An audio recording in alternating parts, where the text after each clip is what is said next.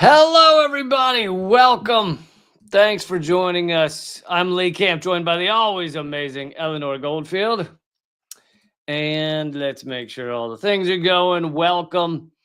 Lot happening. Lot happening in this world of fascism in which we live. Fascism can be fun. Okay, so if you're thinking of going full fash, folks, fascism can be fun, as Donald Trump is proving. And the question I put up on YouTube is Trump going? Is Trump ramping up fascism, or is he kind of keeping the steady state of fascism we were in before he got into office? That's my question to you. But anyway, we're going to get into some of his court battles that are ongoing. We're also going to get into some new information on Israel and genocide, and the fact that there is a former member of the Israeli Defense Ministry now in the Oval Office, now in the White House. So that's exciting. And Eleanor, you have someone who would like to vote for you in 2028 as president.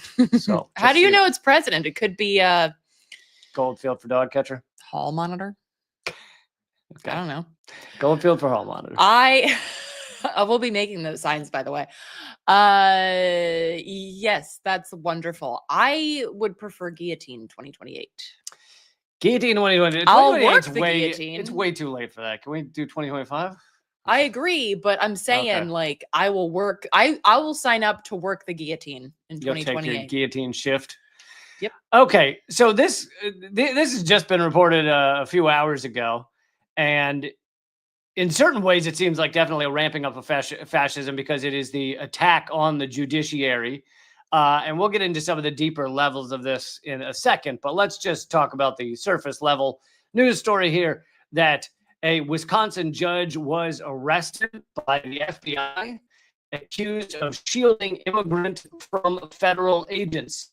FBI agents arrested a county judge in Milwaukee today on charges of obstructing immigration agents by steering an immigrant through a side door in her courtroom while the agents waited in a public hallway. Basically, she tried to get him out from a door where he would not walk into the agents that were there to arrest him. So basically, she's doing what you should do in a fascist state, is try and protect those from the fascism.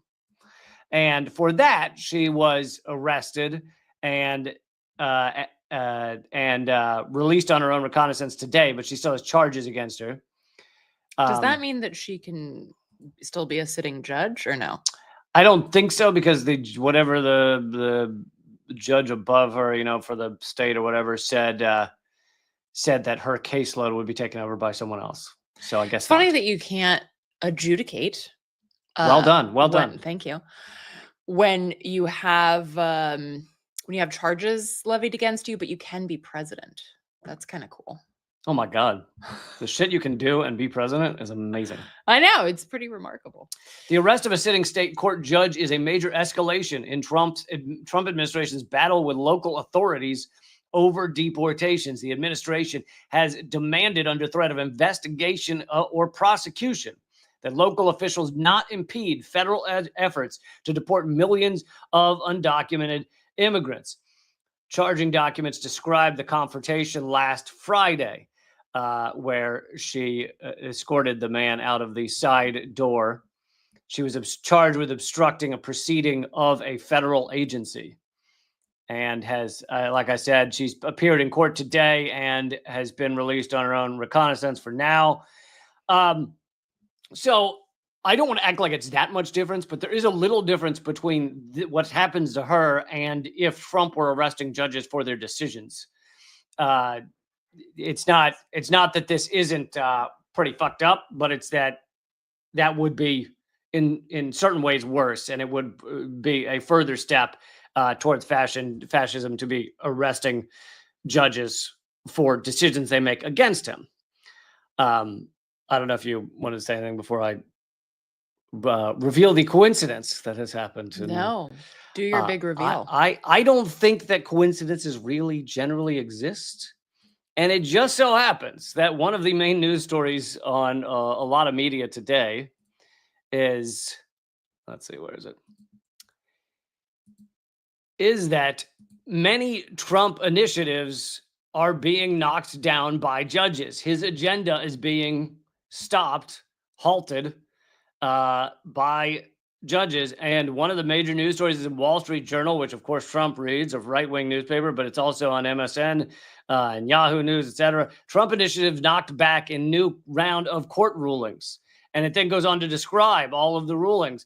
President Trump suffered a string of defeats in federal courts on Thursday as judges ruled to curtail measures targeting immigration enforcement, voting, and diversity initiatives in education. The decisions are the latest setbacks for the administration, which has been frustrated by judges moving to block or slow the wide-ranging actions on core policy goals. One of these cases had to do with a sweeping executive order on proof of citizenship in order to vote, although something that has not been talked about enough is it's only in the federal mail voter registration system, which very few relatively use. Most people register to vote in their state, which is a different thing. However, if he had gotten away with it, it would have been a big signal to the states, hey, you can do this too. So anyway, that's been shot down, and several other initiatives, mainly having to do with immigration, have been shot down by federal judges.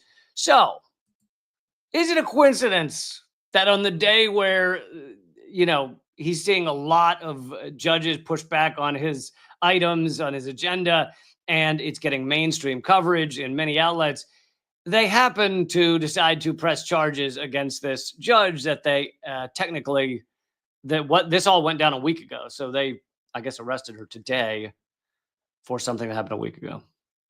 Kind of also reminds me of, Trump saying things like the media is the enemy, or was that Vance? I don't know. Either way, both. I mean, they both said it, yeah. Right. And then going after various media outlets, even ones that, and here's the thing, like, there's nuance here. I don't like Voice of America. They are a heap. What did you call Fox News? A parade of propaganda? And a festival of ignorance. Yes. That's what Voice of America is. And also, we should not be cheering on the censorship of any media because it's a slippery slope. Just like when Alex Jones was canceled and pulled off of all of the platforms, it's like, if Alex Jones never said another word, I'd be so happy. That's not the point.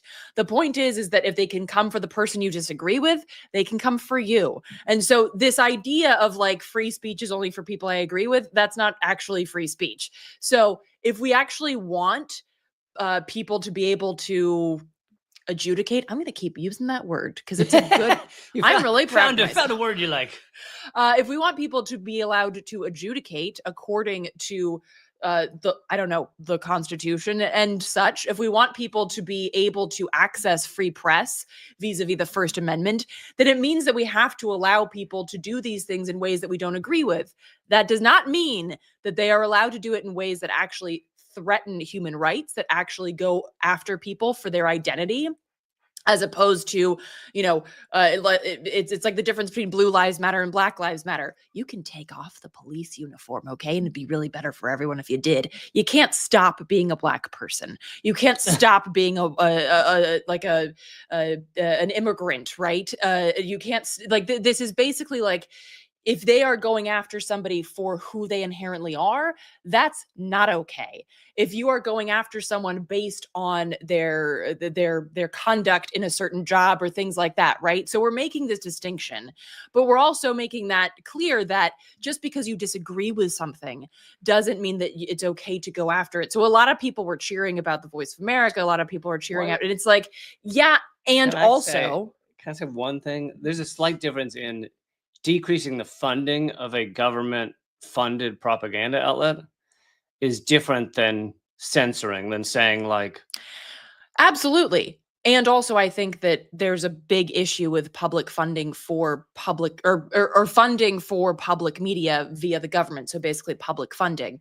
And we spend $1, whereas other nations like in England, for instance, spend $100 BBC, yeah. A year per person on public media. And of course, that means that public media is going to be saying shit that you disagree with. And they get Doctor Who and Downton Abbey and shit. Wait, is Downton Abbey BBC? I don't know. I don't know. That's really that's above my pay grade. Anyway, that was a bit of a tangent, but that's why I'm here, isn't it? For random tangents that y'all didn't necessarily want to go on.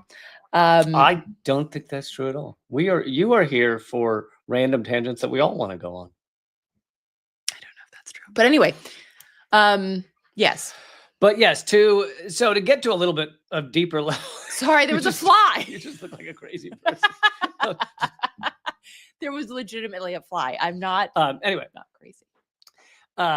To get to a little bit deeper level of this is not to say that all judges are wonderful. It is not to say that, I don't know anything about this judge beyond this one moment. There are many judges across this country that their entire goal in life is to lock up as many Black and brown people as possible, is to go after immigrants. So let's not give in to the kind of liberal media idea that, well, judge equals good. Some judges are not bad. Some judges are pretty bad. And some judges are downright evil.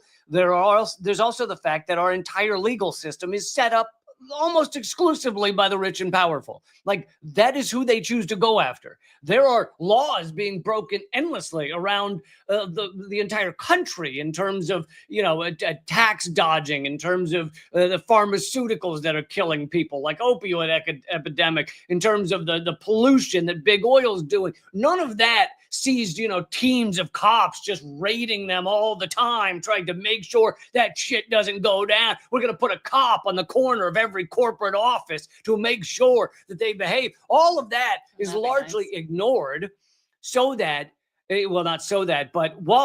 meanwhile, the cops are on every corner, entrenching and securing the status quo, securing the property of the rich, securing a racist and sexist and classist system.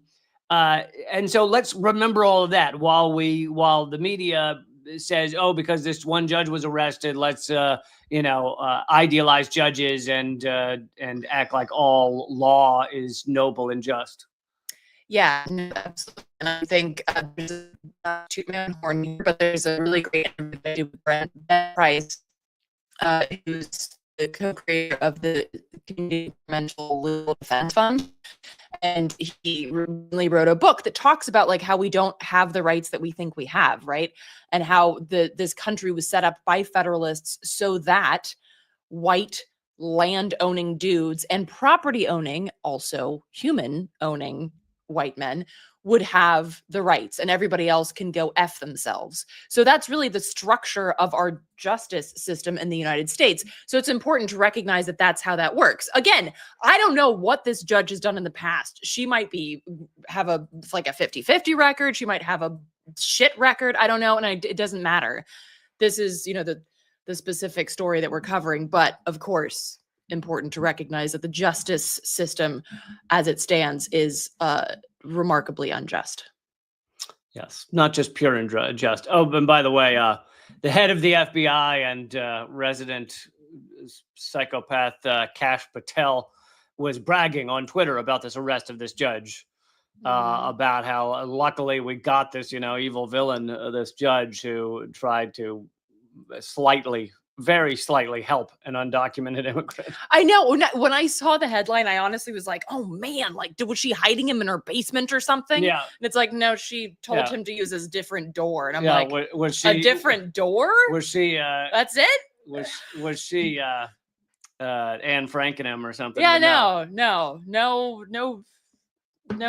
like, what do they call that? A pope's, does a pope shit in the woods?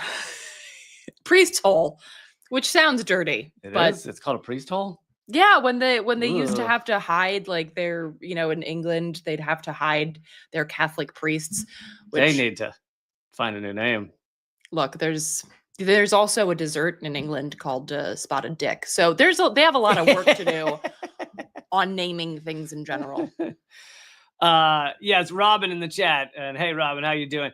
Asked if they can promote the book Propaganda. Oh, I want to read that. I also just heard an interview with the author, and it sounds awesome. It sounds like it says a lot of the things that I've been yelling about for a while now. But of course, I think he's an academic who actually goes and gets data and things, and I just yell about them. So, but yeah, it sounds excellent. Both are valuable.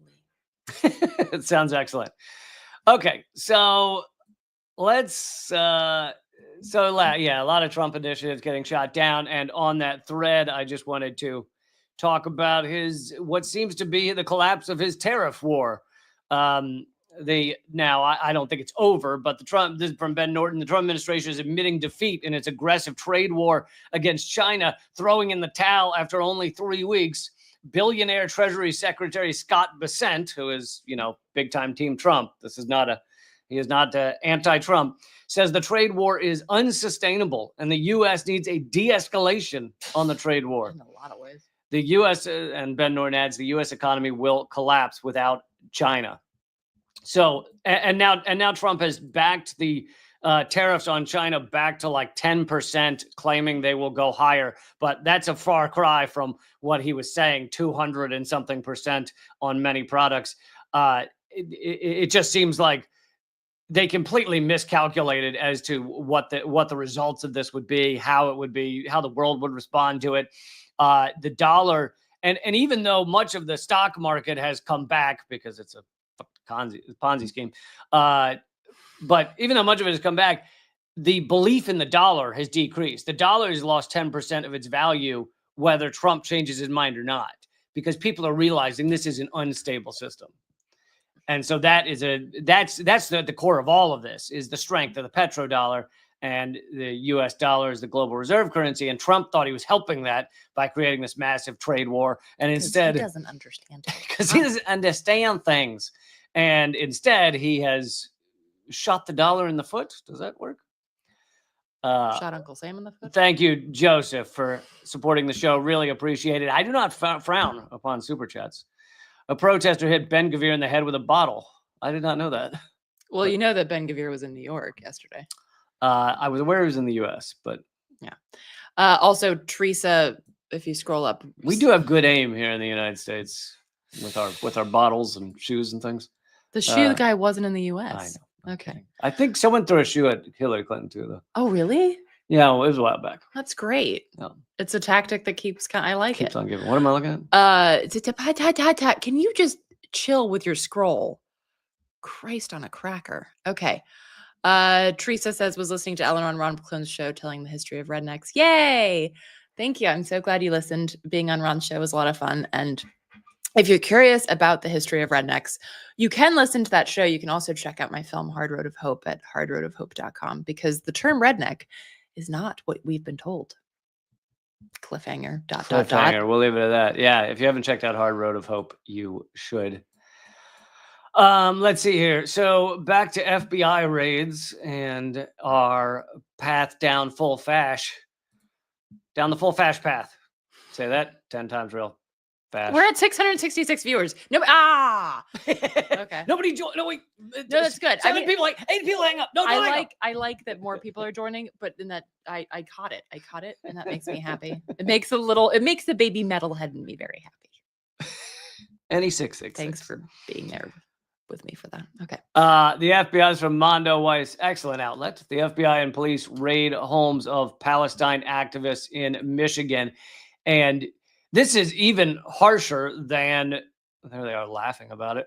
This is even harsher than what was, at least this moment, was harsher than the arrest of like the activists in New York, because this is like FBI and shit. This isn't even ICE. Like, and also, as far as I don't know for sure, but these were not visa holders. Weren't these were like American citizens? Again, not that should matter at all, because this is still like a totally unacceptable fascistic use of force. And also, I think the details are important. But I do think that these 4 individuals were detained, but eventually released. I don't see anything about whether these students were actually visa holders or citizens. But again, like, they were detained. Their houses were probably totally fakaked. If you watch this video, it's horrifying. Like, to think of being on the receiving end of them literally battering ram down your door, just for taking. I'm gonna try and mute it, but because Instagram blows chunks, I don't even see a mute button. There is a mute. Where? I don't know where. Fuck Instagram. I don't know on the embed thing, but there is somewhere. Somewhere. Oh my god. This is excellent. See, there you go. Oh, and there just plays instantly muted. So if I didn't want it to be muted, I'd just be fucked in that scenario. Oh, Instagram should be dragged out of its house and hanged. All right, let me see if I can find the one that plays while muted. Is that it? Mm-hmm. All right, so now we have a 4-inch by 4-inch square on your screen. Oh my God. That is actually showing the video. You know Also, I'm do right. you think the FBI pays for the damage caused? Oh yeah, they fixed that door immediately. They bring in their own carpenters. There are FBI carpenters that Yep. come in. Yep, it's fixed before you even know it. It's literally the guy right behind this guy. Yeah, fixes it. that's his job. Can Yeah. you click back to the video, please? I I just don't want to even see. know where it is. Oh my God. This? Yeah. So, hold on. No. Well, I had an article about it. Okay. No, I just wanted to see something. Okay. Well, where was the article? I like how the guy walks in, by the way, like looking like he's trying to keep the person from getting riled up. It's like, you're the motherfucker that just knocked down my door. Like, if anybody I should know. calm the F down, it's you, you But- absolute psycho. The raids reportedly targeted a number of student organizers who were connected to Gaza protests at the University of Michigan. According to the group, Students Allied for Freedom and Equality, agents seized the students' electronics, number of personal items. 4 individuals were detained and eventually released. So, considering they were not held indefinitely, it sounds like they don't necessarily have a bunch on them. They're probably hoping to find more on their computers as they try and go through them. Or this was the whole point. Or the whole well, that's point. what I was going to say. Try and find more, and as they do that, the punishment is the process. They've destroyed their house. They've scared the living shit out of them. They've scared the living shit out of protesters across this country. Right. That's the goal. Yeah. For what? For standing up against fucking genocide. Do you want to say thank you or? Thank you, Teresa. Sorry, I was busy being angry. Thank you so much, Teresa, for gifting 5 memberships on YouTube. And really awesome of you. Thanks for the show. Yeah, so this is also an example of, I keep tooting my own horn here about the Project Censored show.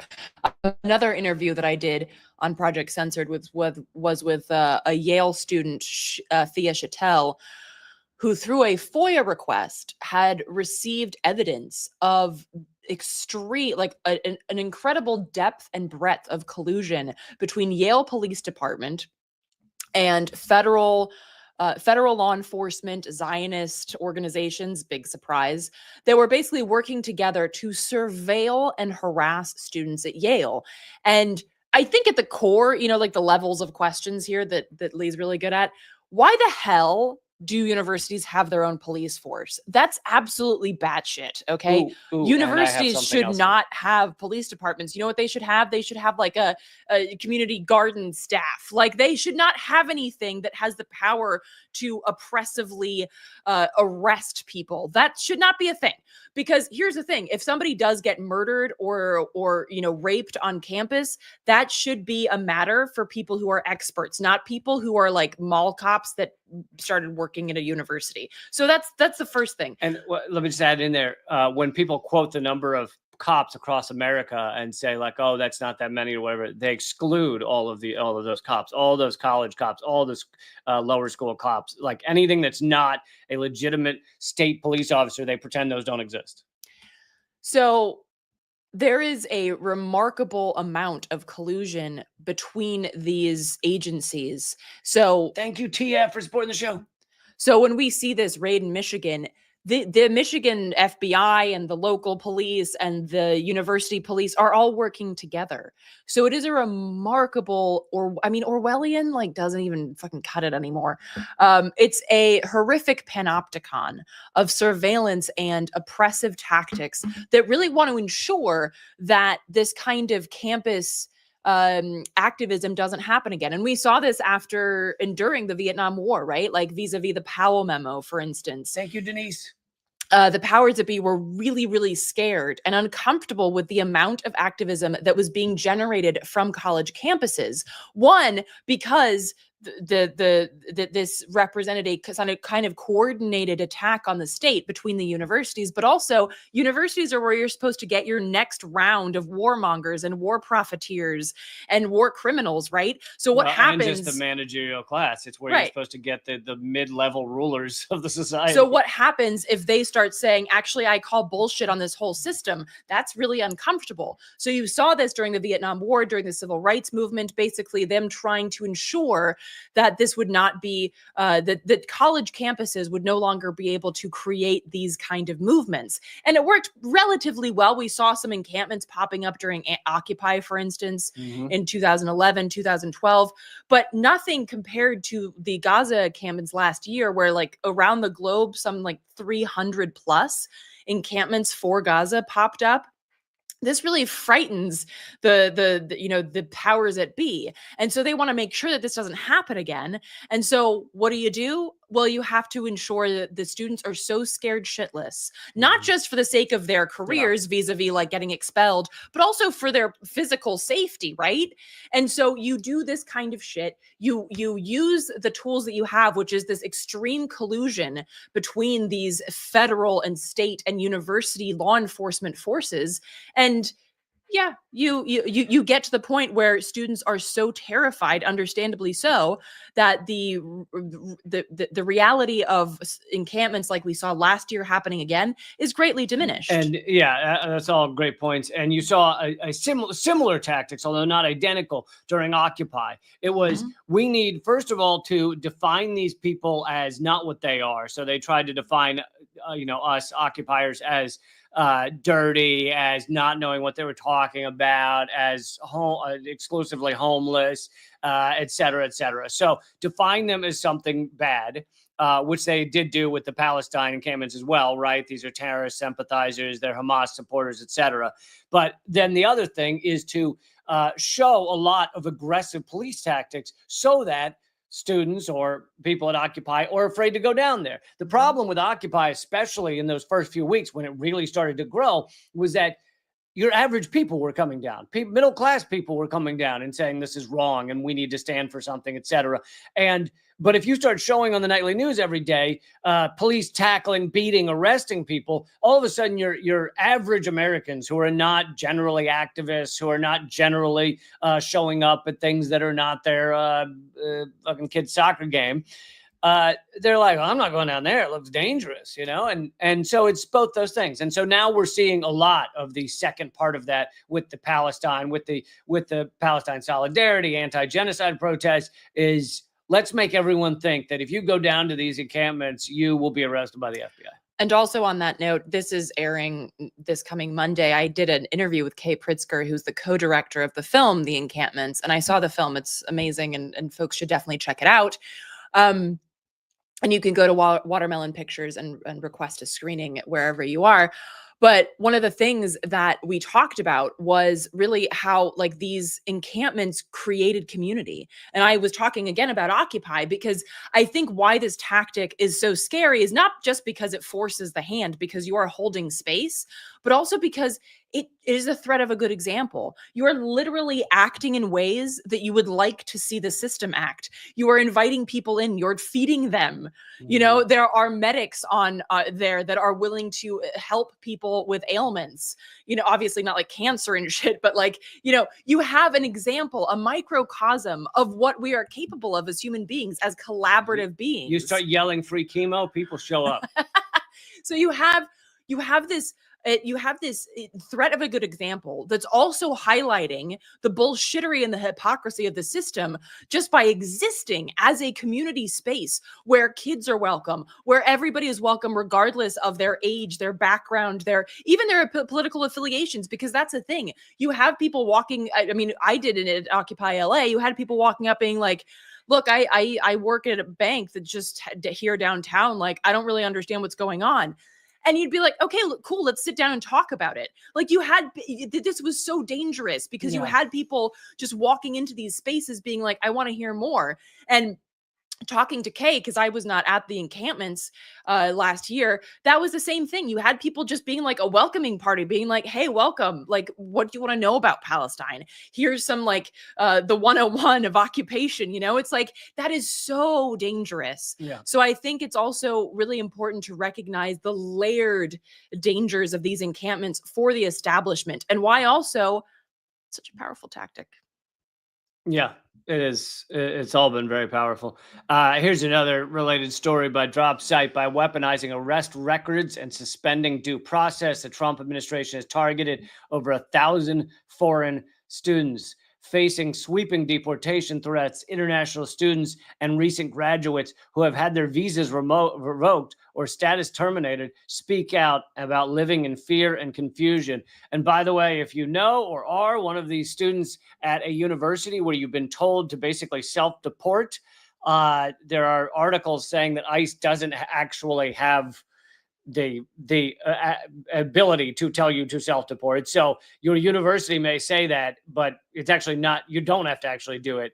Now, that's not saying that ICE doesn't have the ability to come arrest certain people, but they sent out these mass, notices at universities saying self-deport, but there's actually no legality behind that. And in this article, the site shares some, has interviewed some people who work with organizations who can probably reach out for support. But basically what this article is showing is that they're going after people who've been out. Are we glitching? We are glitching, but I don't know what else to do about it. We're on Ethernet. So where was I? Oh yeah. So they're going after people who are speaking out about Gaza and against Israel and against Zionism. They're also just going after people by like basically dredging through arrest records. And here's the thing. If you've ever been arrested, it does not equal conviction. It doesn't even equal doing anything like bad. Okay. So for instance, they interview one person who back in 2013, she had a verbal argument with a friend, which this is one of those instances where it's like, don't call the cops if you hear two people arguing. Okay. Just like, don't. That could ruin somebody's life. Exhibit A. Yeah. I know. Don't call the cops unless you're prepared for someone to be shot. Yeah. Like if you're thinking like someone needs to be shot, then okay, I guess you're in a pretty shitty situation. But outside of that, because there's a chance someone's going to get shot. Yeah. So she was released soon after her arrest. And she says there was never any conviction. And all of a sudden, now she is getting her visa revoked because basically what they've done is they've gone through a huge database and just looked at who has any arrest records. And these people are being targeted for deportation.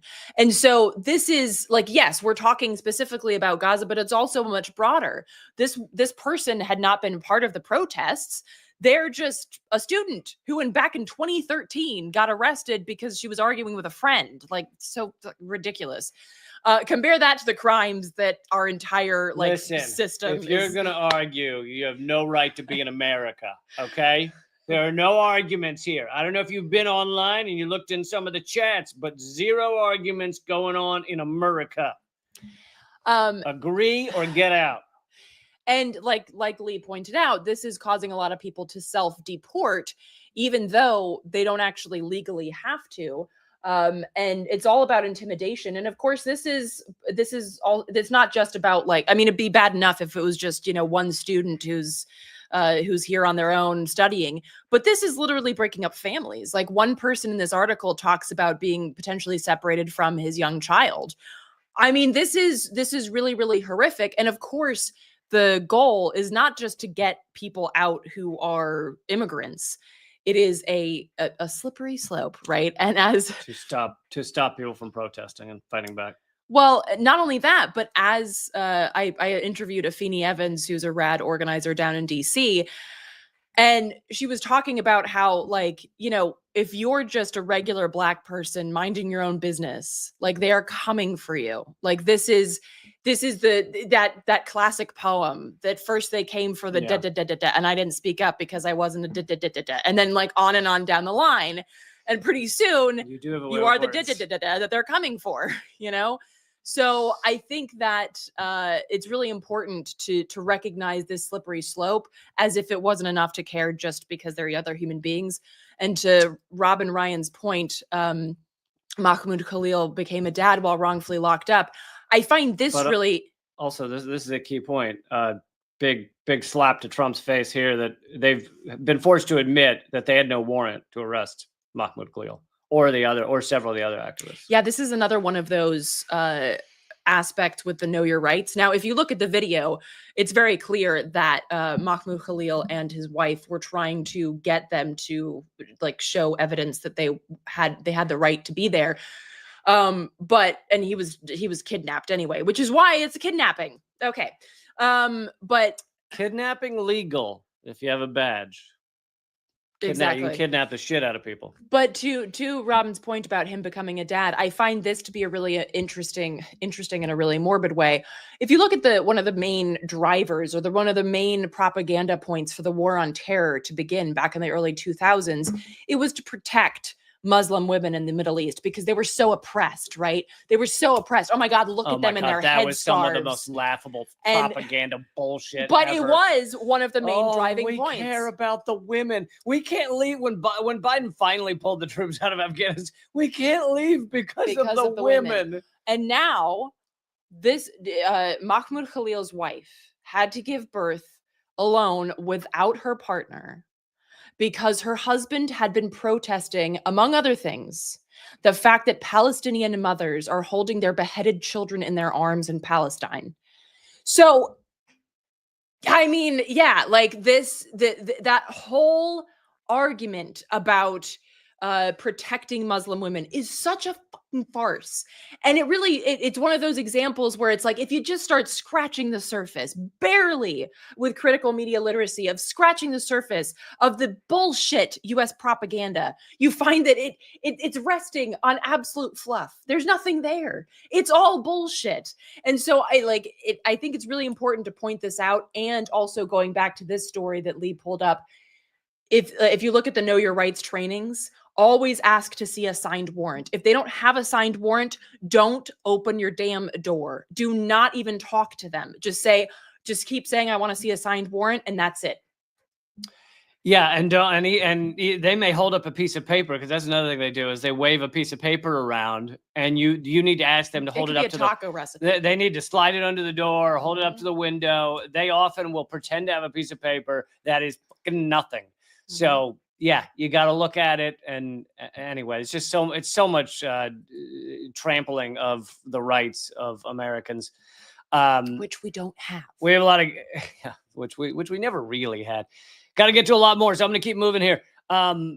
Medea Benjamin talking about the former Ministry of Defense staffer that is now in the Israel Ministry of Defense that is now in the Trump administration. Trump appointed Merav Shithead to the National Security. Merav Shithead to the National Security Council as director for Israel and Iran. So she is directing our NSC to Israel and Iran. Who is she? Former staffer for Israel's Ministry of Defense. Yes, the one bombing Gaza. Works for Kojat, the Israeli agency currently blocking aid to starving Palestinians. Spent years at the Foundation for, quote-unquote, Defense of Democracies, a neocon war machine that's been gunning for Iran for decades. Wrote essays praising high-tech weapons, the same ones being used to level Gaza today. Now she's inside the White House shaping U.S. policy while Israel pressures the U.S. to strike Iran. This is Israel's war agenda inside the White House. I mean, here's the thing. It's not whoever he would have picked would have stood for these same things. It just, the difference is this kind of shows that Israel and the U.S. are one government. These are not separate entities. And, even Netanyahu was largely raised in America, went to school here. Yeah, was in Pennsylvania, went to MIT, worked at Boston Consulting. So Israel is just a U.S. empire entity. And it's the only country outside of the U.S. where they can just become members of the White House and we don't act like it's a foreign agent issue, or like even other allies. Like, I think even if like some dude who was in the Spanish defense ministry came and started, became a member of the Trump, I think people would be like, isn't that another country? But not with Israel. Nope. Perfectly fine to have them running parts of our government. I'm only going to show this for a second. It shows the absolute, just vapid moral, the lack of morality inside so many Israelis is so deep that it creates like a sucking noise. It's like a black hole of nothingness. It's not being amoral. It's just so empty that you just hear that noise coming out of their souls. This is a video on Israeli television, so they're not ashamed to be having this debate. This is a debate. Two of them are screaming at each other. I'll play a clip, even though it's in Hebrew. And they're screaming at each other about whether babies in Gaza are innocent or not, and whether they can be bombed. הם רצחו אותנו, אנסו אותנו, שדדו אותנו, חטפו אותנו, רצחו He's saying they came here, they murdered little children, ילדים קטנים, נשים, אנסו. אתה לא יכול להגיד דבר כזה אחרי מה שהם...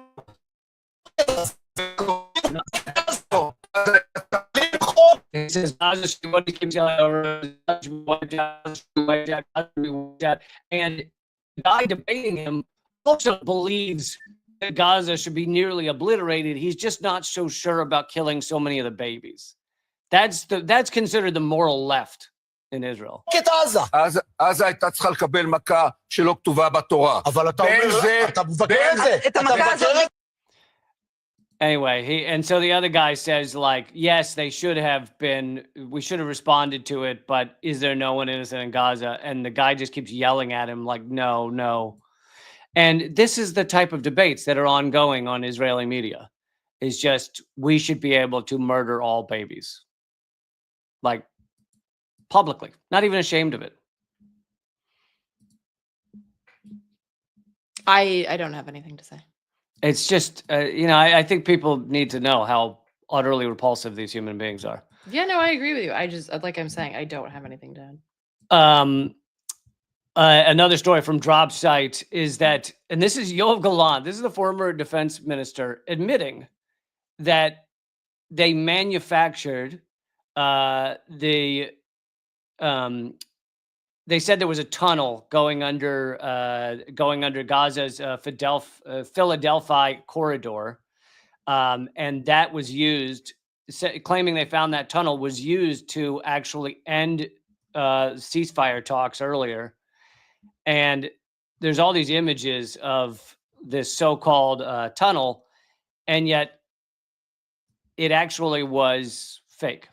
It was created by the IDF. Do you remember when they used like tunnel footage from Sweden to oh yeah, that was early in the yeah, they were trying to say that Hamas had all these tunnels, and so they showed this footage of tunnels, and we're led to believe that these are Hamas tunnels, and someone found out that the footage actually came from Sweden. Yeah, it's like Swedish underground, like old, old World War II Swedish tunnels or something. Yeah. But so this image here that's on the screen right now is of, you see the Humvee in the tunnel, and this image and some others were used to tell everyone, oh my God, this is a Hamas tunnel that goes under the Philadelphia corridor, which the IDF has shut down. Look at this Hamas tunnel. It turns out it was not a Hamas tunnel. It was a little tunnel that went underneath like a highway, and they just told everyone this was a Hamas tunnel. And this is Yoav Gallant, a mass murdering. There is a arrest warrant from the UN for war crimes. He's no longer the defense minister, and he's admitting that this was faked in order to end the ceasefire. It is interesting talks. that Israeli media will admit these things. New York Times won't. Some of them, yeah. CNN won't. Like, you will legit see, and there's some good, like Alan McLeod does a good like side by side of these things where he'll post a headline from Haaretz or something like that, or even like the Israel Times, and they'll be like, so and so admits that this is that it was all bullshit, and then the New York Times is like, but what do we really know? And it's like, but they just said the thing. Like, did what you could just like literally copy and paste it from, like, you wouldn't even have to do any actual journalism, which is like what you don't do anyway. So like, just literally, Haaretz has had many. I mean, Haaretz does other reprehensible stuff, but they've had many reports on how so much of the October 7th story is bullshit. Like, they've had reports on how the people claiming they saw these rapes is bullshit. The people who saw these dead babies, like, they keep doing these reports, and the U.S. isn't doing them. The U.S. media doesn't do that coverage. Nope. Okay, let's do this one. So, people are probably not paying much attention to what's going on in Kashmir, because it's not as big of a story as Gaza. But Kashmir is the most militarized place on the planet. I've done several reports on Kashmir, including a report that I did a few months ago on Project Censored that was basically like an empty chair interview, because the journalist from Kashmir that I was going to have on told me that she actually couldn't be a part of the show because she fears for her family's safety back in Kashmir. So Kashmir has been under Indian control since the 40s. And basically what has happened now is there's been another escalation of violence. India, what you need to know is basically this: India and Israel are pretty tight. And as outlined in this piece by the Middle East Eye, the Indian government has called to implement an Israeli playbook in Kashmir, which is something that they've already been talking about since 2023. So, because Modi's government has been buying weapons from Israel and has been really enjoying watching how Israel works in Gaza. And now a bunch of people in his government and just, like Hindu extremists are calling for basically to Gaza Kashmir. And so the so Kashmir should be flattened like Gaza. Both don't deserve freedom. These kind of statements are being made. And here's the thing, that this has been a fear in Kashmir for a very long time, because the Indian government controls Kashmir entirely. Like they imposed a blackout, I believe it was 2019, where they basically like cut off all communications. So it's similar to Gaza in the sense that people are completely under the boot of India. So basically, it's incredibly difficult to get in or out, right? Right. It can be incredibly. They'll just like cut off the internet. They'll. So basically, there have been extreme. There's. I think I can't remember the name of the page, but if you want to learn more, there is a page that does a great job of it's called Stand with Kashmir on Instagram. And it basically gives you context for the military occupation of Kashmir under India and how horrific it is, and also like why it never gets any coverage, right? A lot of people don't even know. I mean, I didn't know until several years ago that this was an ongoing occupation. So I think that it's really horrific, and it also shows that you can't wait for people with genocidal intent to stop. They have to be stopped. And that's actually a line from an interview I did with Kerni Karkonian, who's an Armenian human rights lawyer, talking about what is being done to Armenia and Armenians. And so this is repeatable. It continues. And I wrote a piece about this on Substack about like the repeatability of genocides going back to Churchill. Because, he perpetuated them. He was an asshole. No one should ever uplift that dude. But so I think it's really important to recognize that Israel is not just a vacuum, right? What Israel is doing is not just showing the tactics, but also showing the impunity. If Israel can get away with it, why not India? If India can get away with it, you see what I like? So this like flaccid response, this flaccid global response to Israel is showing countries like India, hey, you can do it too. So yeah, let's God's like Kashmir, right? Normalizing It's it. normalizing it and saying that it's okay because guess what? The international community is not going to help them because much like in Gaza, the majority of people in Kashmir are Muslim. So yeah, nobody's going to come for them. We've proven that it doesn't matter.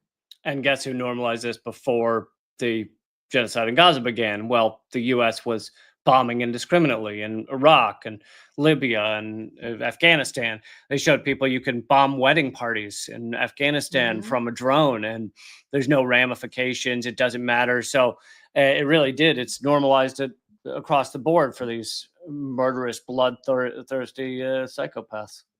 Yeah. Let's see a few more stories. Although, let's just pause for a second and say everyone should. Well, let's see. Each time I choose different things to promote because we try and be on about 30 different platforms, so that when some of them get suppressed or shut down, you guys still have ways to follow us. Today, let's say Substack. Eleanor has been posting some awesome Substack articles.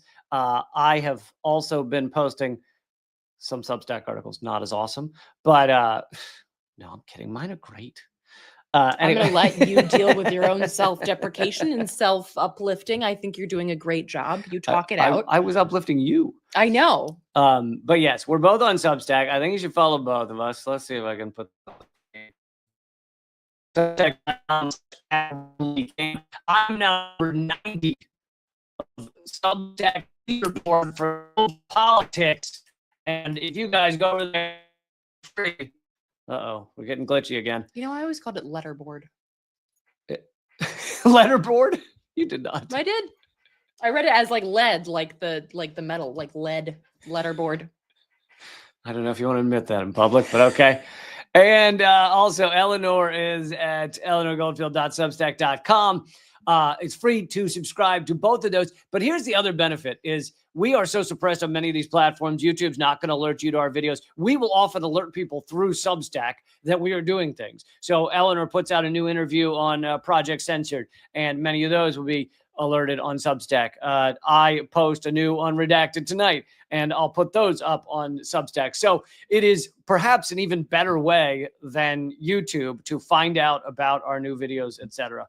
if you're a Substack person. So thank you, Christian. Christian has been telling everyone that I'm going to be, do you know how to pronounce this? Manau? Manau. That I'm going to be in Manau in June 2026. Although this is not technically true, I thank Christian for proposing. What does that mean? Technically true? Like it's untechnically true? It's not true. Oh. I'm not sure why you didn't understand that. He's saying that he'd like for me to come to Brazil in 2026, I think. Okay, that'd be cool. You should go. Although it seems like June would be really warm. But you do better than the heat than I do, so that's fine. Anyway, yeah, am I correct? Manaus in Brazil, and thank you, Christian. Well, that is a Brazilian. That was like really super small. Little Brazilian flag. Yeah. Okay. Thank you for the support, and I would love to come there one day. I just no one's invited me other than Christian, but I don't know that. Is that an official? I don't know that he's got a flight ticket for me or something like that. He works in Lula's office. It's an official invite, Lee. All right. Which of these do you? Oh God, that's terrifying, Lee. What is that? It's supposed to be terrifying. Okay. All right. Now that you yelled that, we have to do the story. The WDAF has fired Klaus Schwab and brought in the former acronyms. Don't use acronyms that people don't know. World Economic Forum. Thank you. And brought in former Nestle CEO as the new head of the WEF. What's going on with his face? He's a cyborg. Why don't you appreciate cyborgs? You're being cyborgist. Peter Brabeck Letmath. Is that Letmath? Brabeck. I would say it's Brabeck. Who gives a shit? Who gives a shit if you mispronounce these people's names? Peter Shithead is the former CEO of, and Eleanor can't look at it. I can't. Former CEO of Nestle, who famously said in 2017, humans have no right to access free water. And that was his, I think that was his resume for becoming the new head of the World Economic Forum. Thank you, Jamil, for supporting the show. And really appreciate it. no one's commenting. Like, are we? They picked that photo because of the eye. You do understand that. But what happened, Lee? What happened to his eye? Yeah. That's what happens when you become that evil. Your eyes turn blood red. Do you know that my brother And convinced Anthony me? Blinken lost his pupils. That's true. You know, my brother convinced me when we were kids that the reason Skeletor was purple was if you lift too many weights and you get too buff, What you about turn He-Man? purple. That makes no sense. What about He-Man? It doesn't have to make sense. He's an older brother So- effing with his But younger so, sister. So He-Man doesn't lift it I enough to become guess- purple? I guess He-Man was slightly less strong. Less strong than Skeletor. Skeletor? Oh, you just Look, I didn't look. screwed up the whole show. I was Thank on you, the Cupcake, I was on the for supporting the show. receiving end of this propaganda. Okay, it's not, don't blame the victim. Anyway, to quick, we're not going to Can spend we get off of this image, please? It's going to give me nightmares. Please stop. Thank you. Jesus Christ. quick summary of World Economic Forum. It is where billionaires, almost exclusively billionaires, but millionaires and multimillionaires get together to discuss things they'd like to do to the population of the world. Now, sometimes they will invite some people who are not psychopaths to speak, but in general, these are largely psycho and sociopaths who get together and discuss these things. Now, there are some people who give a little too much power to the World Economic Forum. They go, oh, such and such said at World Economic Forum A, B, or C, and therefore that's what's happening. I would not say that's always the truth. I think that the most dastardly shit that goes on is behind closed doors. They don't videotape it and present it to the world as here we are and here are our ideas. So I actually disagree that the WEF is the be all and end all of what we should say is happening in the world. I do believe these people are sociopaths, and I do believe that, you know, sometimes they will say things where you're like, that is horrifying. Like there was a clip, I don't think I played it, of one of them saying, you know, soon you'll have microchips in you and it will know everything about your, you know, medical history and everything, and it'll send it to the cloud. Like, so horrifying. Mm-hmm. And some of these people don't even know that this is like the quiet part they should be saving for the behind closed well, but doors. because some people think it's cool. Like there are literally ads for, like, I can't remember what it was several years ago where there was an ad on YouTube before I started watching some video, and it showed like somebody laying on the ground, you know, like, oh God. And like the EMTs are rushing up to them and they take a scanner like you'd have at the store, like carrots. Like they take a scanner to this dude's arm and they scan him and they're like, oh, this is his blood type and he has diabetes. And they're like, this is the future. We can save more lives. And I'm watching this video like, this is fucking terrifying. They want you to believe. I think I'd rather just die on the pavement than have you scanning me like a bag of fucking carrots. Like, what is this? They want you to believe that because one old person somewhere got knocked unconscious in a car crash, didn't know who they were, what their name was, or where they live, and they were able to scan their, you know, ass cheeks and find out that where they live and what their name is. That happened one time. Therefore, we should all have microchips implanted in our foreheads. I'm all set. It's classic. Like, oh, we found one noble use for this, so we'll tell everybody that because of that. It's kind of like when they first, do you remember there was a time 10, 15 years ago where it was like illegal to fly a drone, I mean, of any size, over the United States? And the first time they ever announced that drones were over the United States, they did it to like catch a pedophile or something. And people are like, wait, did you just say there's a drone flying over the United States? But because it was such a noble reason, now I don't hear anyone saying, hey, it's illegal to have drones over the United States. Nope, fine. Government can do whatever they want. Yep. Same thing with the trolling through people's DNA to catch a killer. What was that, like the Golden State Killer or something? Oh yeah. Where they were basically like, oh well, thanks to DNA, and it's like, yeah, be better detectives, okay? You do not get to like look at my DNA. Be better detectives. Fuck no. Yeah. Well, don't worry. They sold all that to BlackRock. Yeah, seriously, dude. Just whatever. don't ever do 23andMe or whatever the hell else. Don't send your blood to people is what I'm saying. Okay, that's just always going to be creepy. So just don't do the thing unless you're like. So I should not have that as a tier on Patreon. You get my blood. Unless you're like, if you have, you know, like a vial of blood, you know, from your pet that died, that's cool. But just like, don't send it to anyone. All right. Got it. Okay, folks, I am going to do an extra segment for those of you who are members at locals, leecamp.net. stay here. Eleanor has got to run, so there will be a 1 minute pause while I switch things over, literally like 1 minute. And if you want to become a member for the extra segment, go to leecamp.net. There, I'll let you do the elbow thing. Leecamp.net, which is the local page. Scroll down to become a member, and you can join us for the extra segment over on Locals. I hope you will do that. For the rest of you, I bid you farewell. And how do we have to record this for the podcast? You fuck it up every time, so now it's just goodbye. Just say something. Bye. I said something. But you could have said more if you'd like. I could have, but you've already ruined it. How did I ruin? I didn't ruin nothing. I'm just going to scoot now. No scooting. Stay here. Okay. See you in 1 minute. Those of you who are members. Oh, and we got a donation from Gary. Thank you, Gary, for supporting the show. Love you, buddy. Okay. See you in 1 minute.